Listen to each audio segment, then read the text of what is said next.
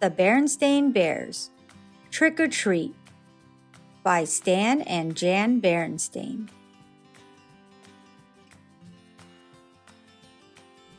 The sights and sounds of autumn were all around as Mama Bear pushed her shopping cart along the path that led to the Bear family's treehouse. The trees and shrubs were ablaze with color. Farmer Ben's pumpkins stood bright orange in the October sun. The crows called noisily as they searched the stubble for bits of corn. Wild geese in great V formations honked high in the sky as they flew south. But the surest sign of the season was inside the treehouse, hiding behind Papa Bear's easy chair. It was Brother Bear waiting to try out his Halloween costume on Mama.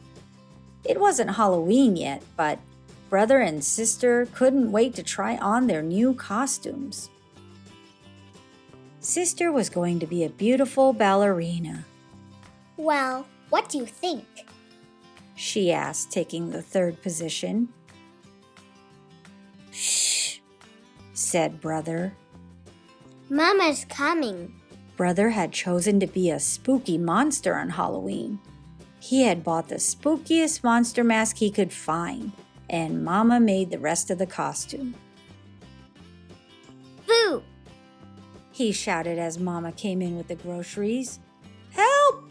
A monster! She cried, pretending to be frightened.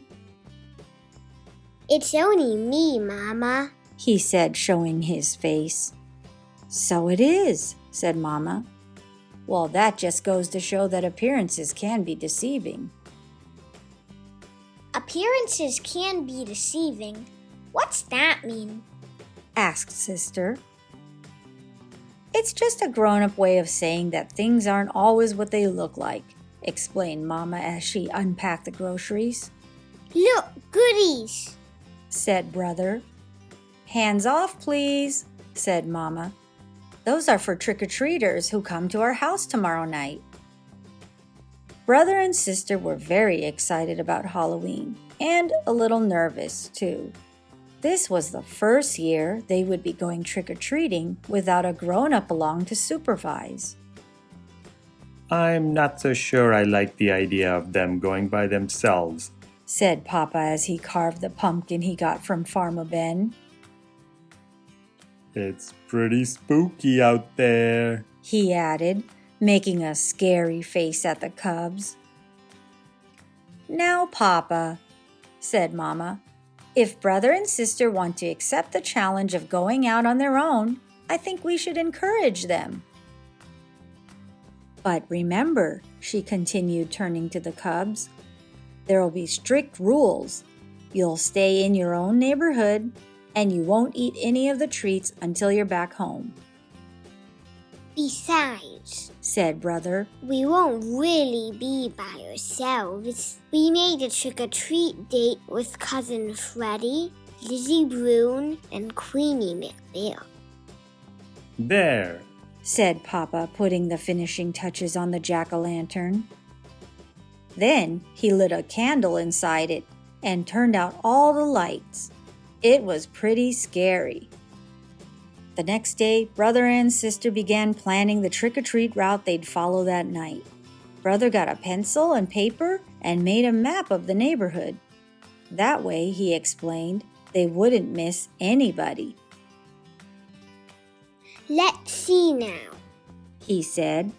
We'll stop at our houses first. Ours, Freddie's, Lizzie's, and Queenie's. Then we'll do Farmer Ben's and our sitters, Mrs. Grizzle. Mrs. Grizzle for sure, agreed Sister. She usually makes special Halloween cookies. And Teacher Jane, she gives out good stuff. How about Dr. Grizzly? Asked Brother. She's into health snacks. I think so, just to be polite, said Sis. Gramps and Gran, of course. Of course. I'll tell you one place we all are going to miss, said Brother, folding his map. What place is that? asked Sister. That one. He answered, pointing out the window at the home of old Ms. McGriz. It was a spooky, twisted old treehouse in a thicket at the end of Crooked Lane. We're definitely not going there, he added with a shiver. Why ever not? asked Mama, who was listening. Why not? said the cubs.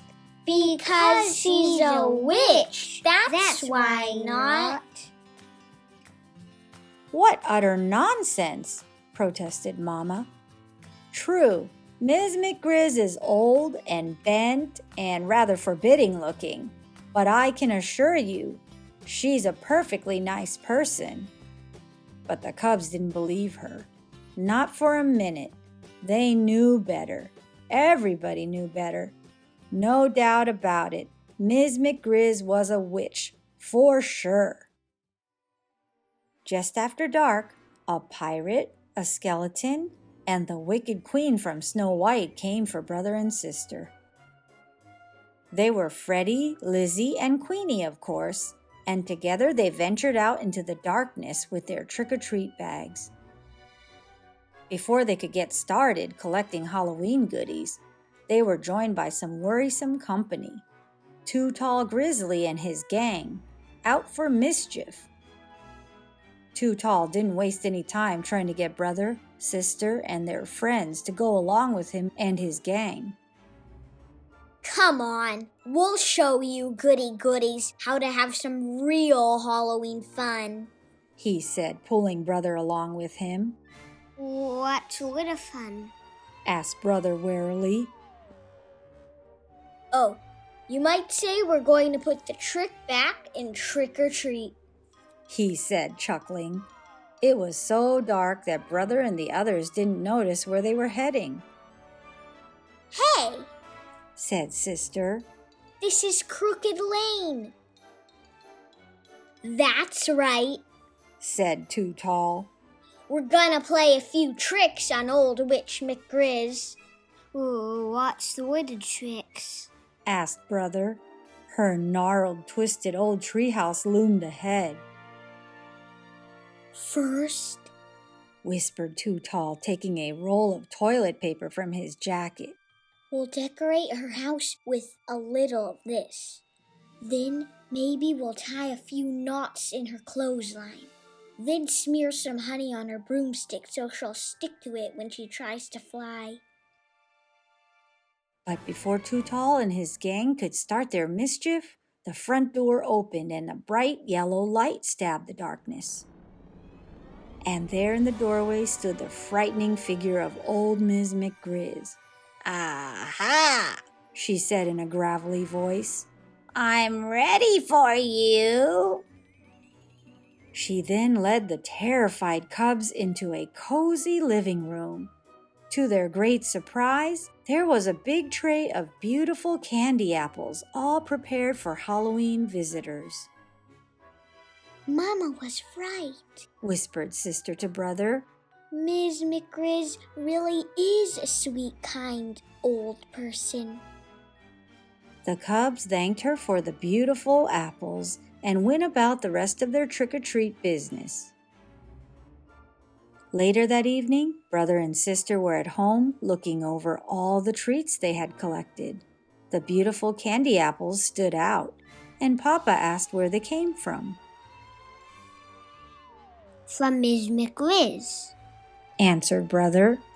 From that scary-looking old grouch post that lives down Crooked Lane? said Papa. That's right, said brother, taking a delicious bite of his candy apple. You must really try to remember, Papa, said sister, giving her apple a little lick. Appearances can be quite deceiving. Hope you like our video. Please subscribe.